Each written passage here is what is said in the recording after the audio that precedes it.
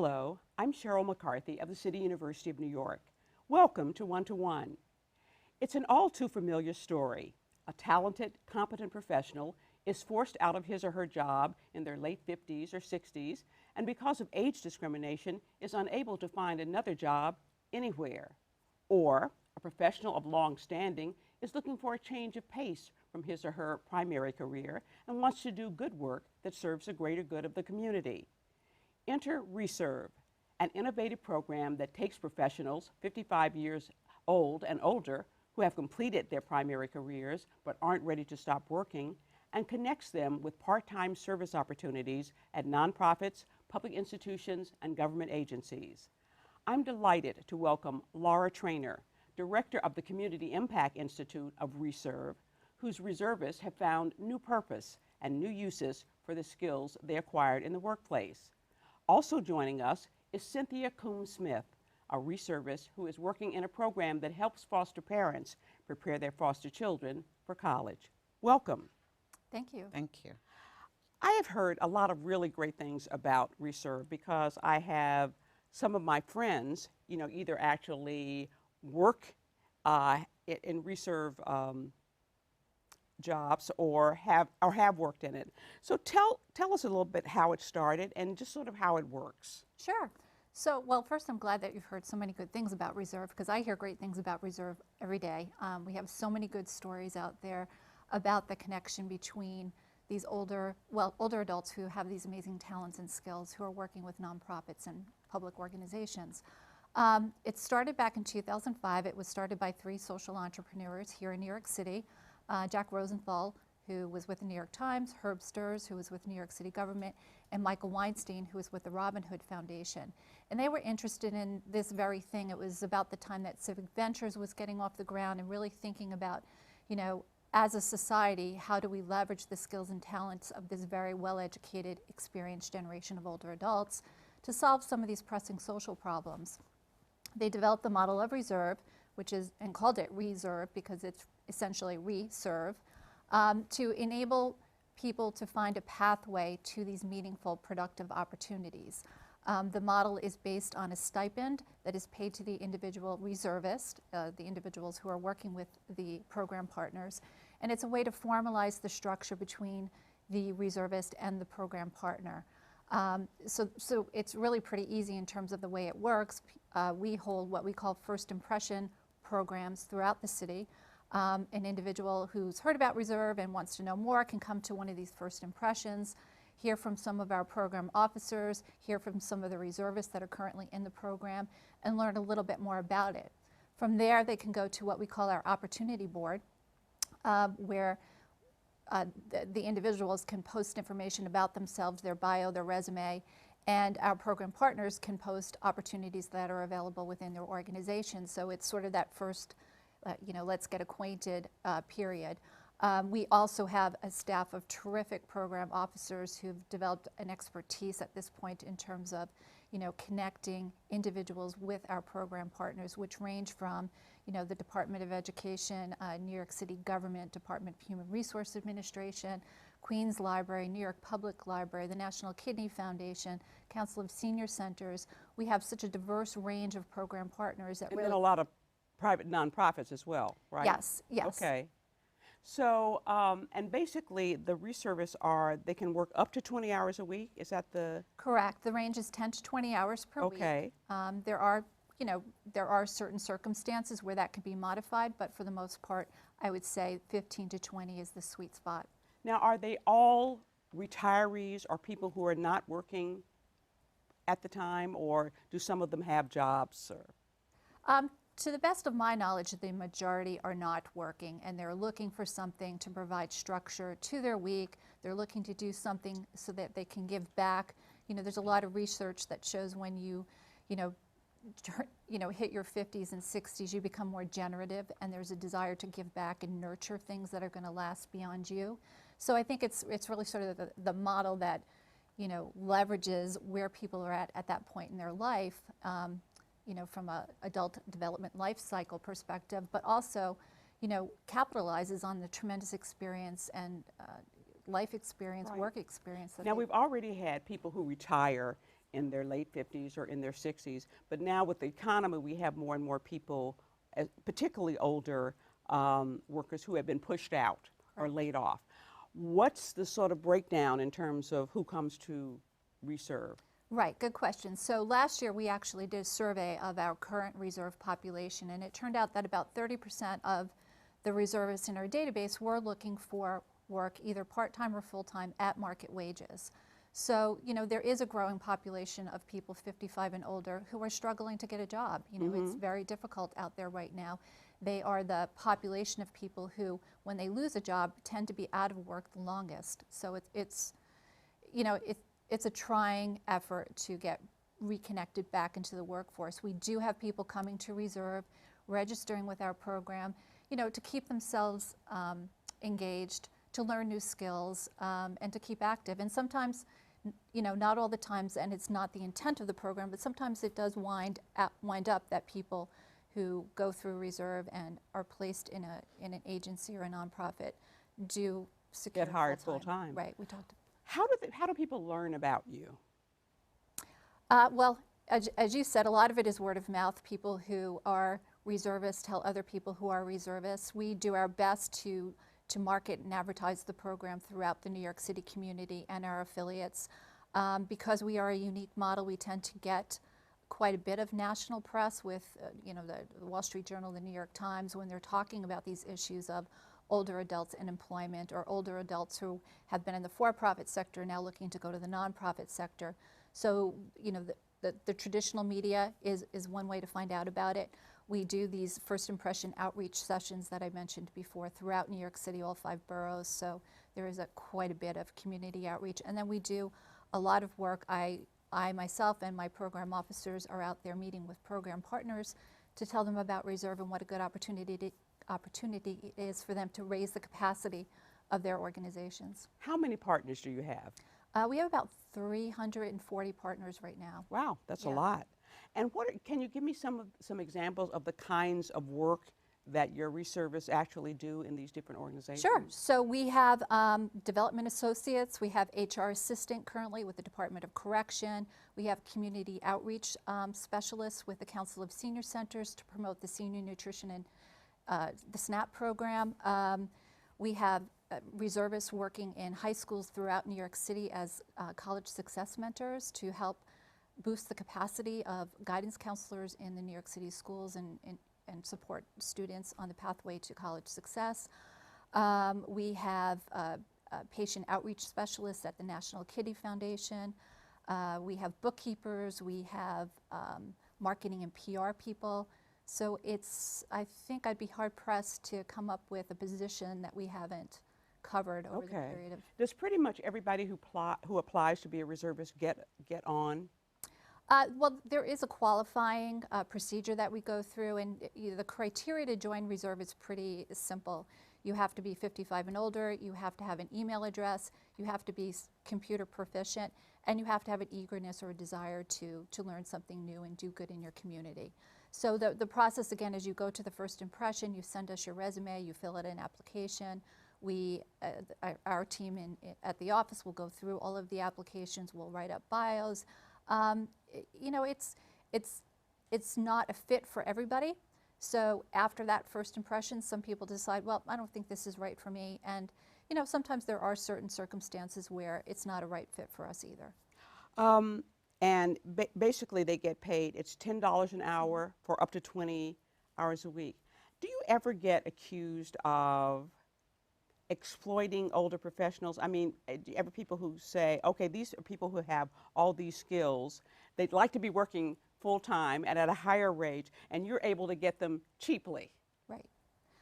We do not get accused of that, because I think people going into ReServe are going into it with the spirit of which the program was designed, and it's really about matching the talent and the need.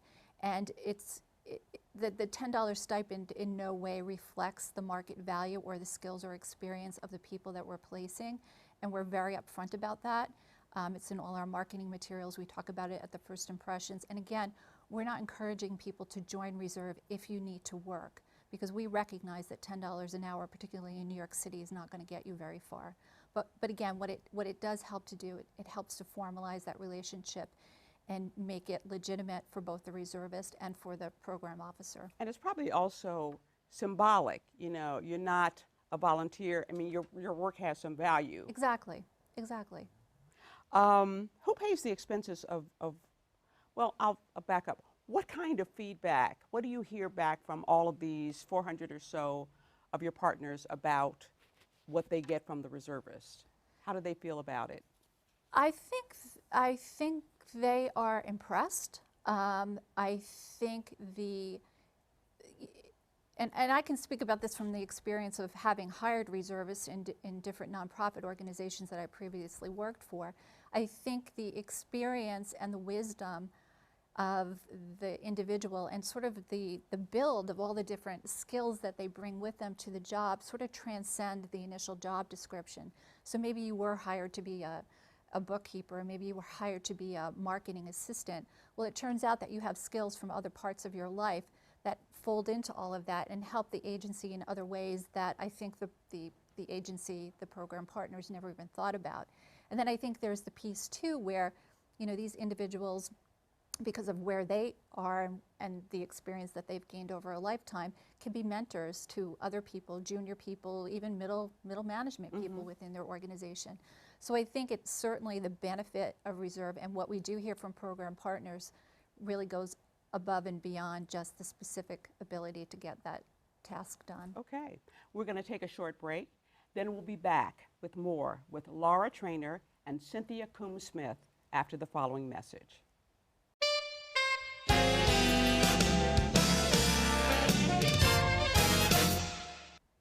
Welcome back to One to One.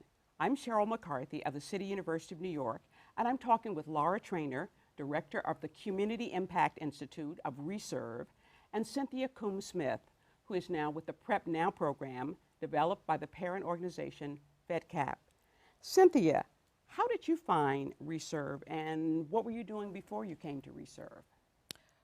Before I came to ReServe, I worked in education for 10 years and worked in social services for almost 25 years. You had actually been head of a charter school, is that Yes. correct? I was a principal there. I actually started as a teacher, Okay. first grade teacher, and moved up to assistant principal and then became principal of the school. Okay. Charter school.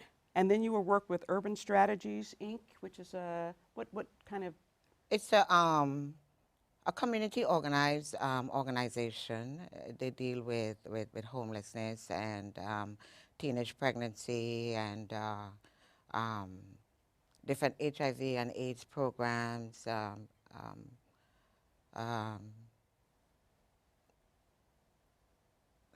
Some of the others that they work, I can't remember right now. I think but they also do. have a Head Start They have program. Head Start And programs. what were you doing? What was your job with them? I was a program director for a housing program, and I also was an assistant program director for a teenage pregnancy program. Okay. And what happened that you came to ReServe?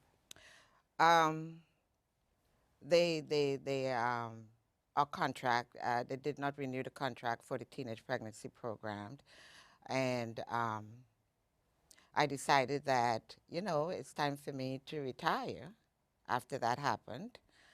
And I found out about ReServe. Actually, my brother-in-law, he worked with Department of Aging.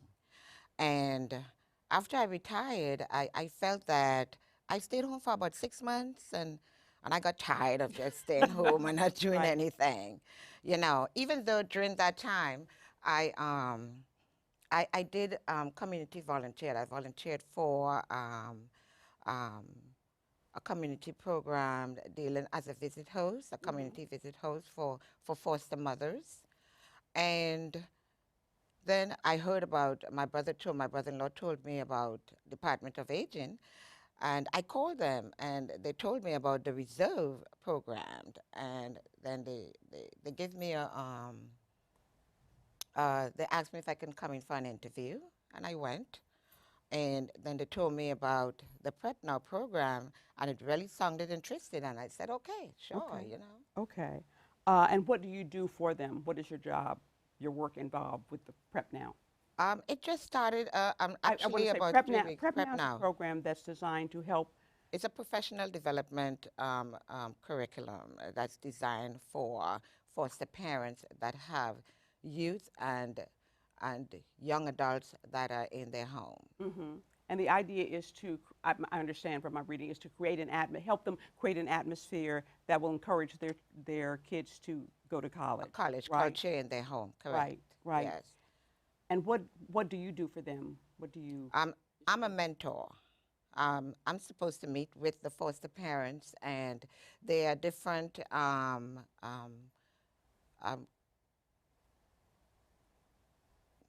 what's it? It's different.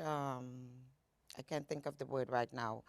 Um, Modules within the program that we need to talk to the parents and prepare them and have discussion with them about in terms of preparing their youth. Right. Different For training different modules. training modules. Right. And you do that, and you mentor the parents. Right. Now you've right. actually been a foster parent yourself, right? Yes. So you know something about. Are you a foster parent? Yes, right I now? am currently. Yes. Okay, so you really know something about Right. that. Right. And how many hours a week do you do that? Um, 15 to 20 hours. Okay. How do you find that your previous work translates into what you do at Prep Now? Well, my previous work, I dealt with students and parents and the community a lot, especially in the teenage pregnancy program. You know, it allowed me to meet with a lot of teenagers that were actually in foster care. And it was something that, you know, was close to my heart. I felt that these are children that most of them are aging out of foster care, and most of them did not have a high school diploma. And I felt it's something that I wanted to do. It was a passion for me to help or, you know, share my experience and the knowledge that I have in order to help others. Right.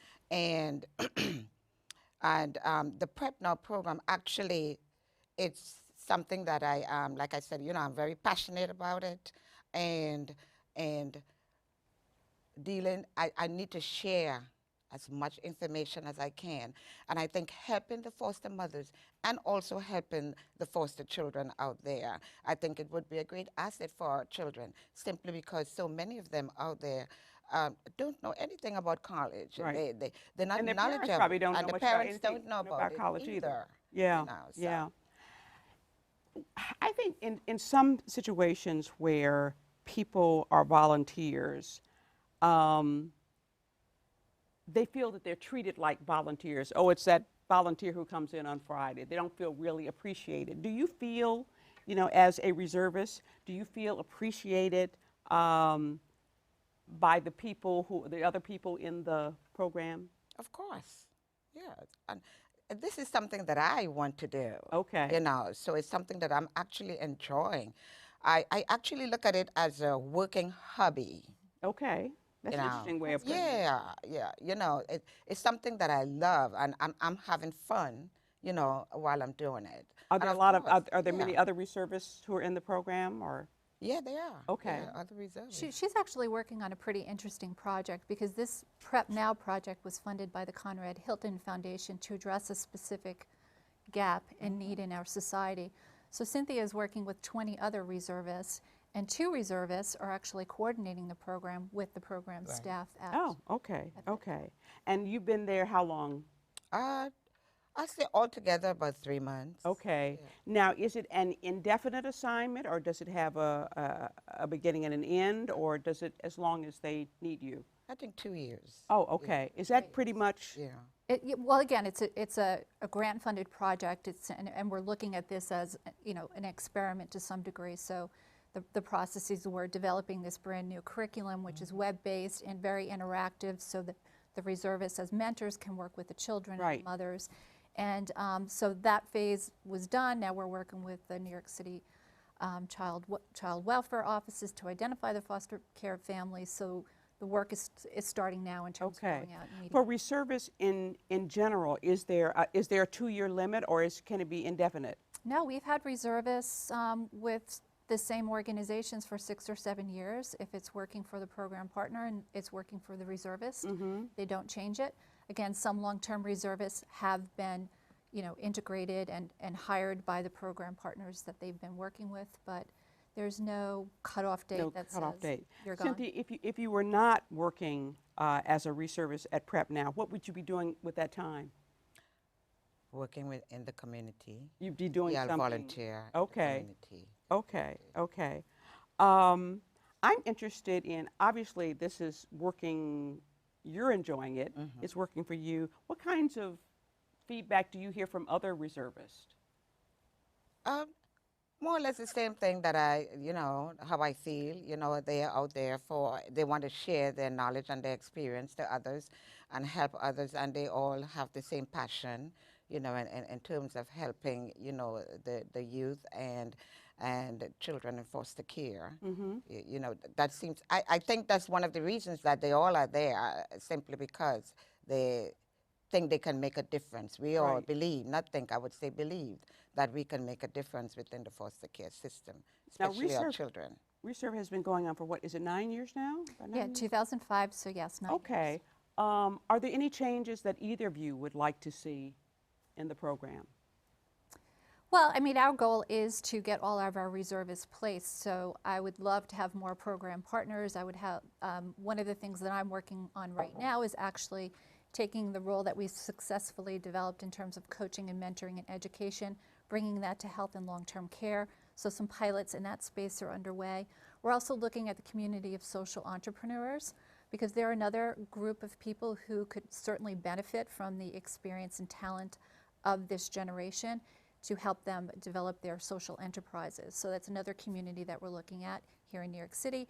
And we're also looking to, expand our reach nationally. We started with some affiliates pretty much up and down the East Coast corridor and have conversations going on with other markets nationally to expand ReServe. But you do exist in other cities. Baltimore, I know, is one. Right, Maryland, Boston, Newark, Miami, Milwaukee. Those are our current affiliate sites. We're talking with some folks now out in Phoenix. We're starting to talk out in Cleveland, so we're revving it up. And now who pays for it? We've got about a minute left. Who pays for the cost of ReServe? Well, ReServe is a fee-generating model. So the reservists are paid $10 an hour. We charge our program partners anywhere from $15 to $18 an hour. And we then take a percentage of that to fund our programs. A portion of the fee also goes to our partner NextSource, which is the payroll provider. So it's sort of a split of the fee, that $5, $6. And did you tell me how many reservists there are in all? I don't think you did. Well, in our database, we have about 1,200 reservists currently here in New York City, and we have about 650 of them out there working. So again, our goal is to get the other 600 placed in opportunities, and that's where the majority of our effort and work is going on right now. Okay.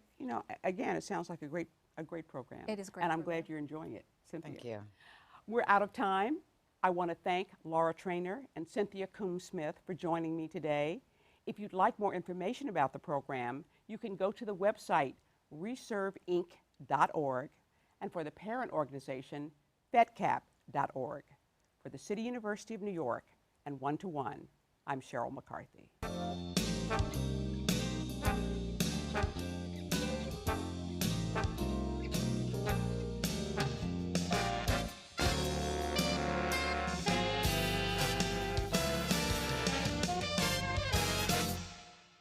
If there are any people you'd like to hear from or topics you'd like us to explore, please let us know.